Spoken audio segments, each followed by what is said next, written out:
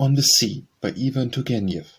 I was going from Hamburg to London in a small steamer. We were 2 passengers, I and a little female monkey, whom a Hamburg merchant was sending as a present to his English partner. She was fastened by a light chain to one of the seats on deck, and was moving restlessly and whining in a little plaintive pipe like a bird's. Every time I passed by her she stretched out her little black coat hand and peeped up at me out of her little mournful, almost human eyes. I took her hand, and she ceased whining and moving restlessly about.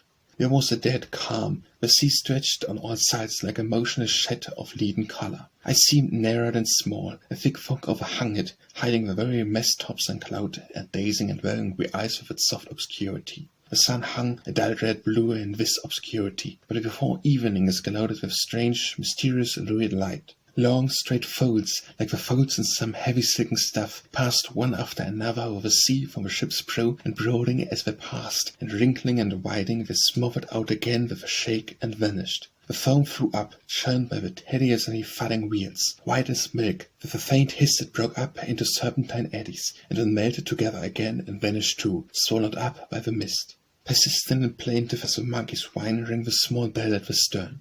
From time to time a porpoise swam up, and with a sudden roll disappeared below the scarcely ruffled surface. And the captain, a silent man with a gloomy, sunburned face, smoked a short pipe and angrily spat into the dull, stagnant sea.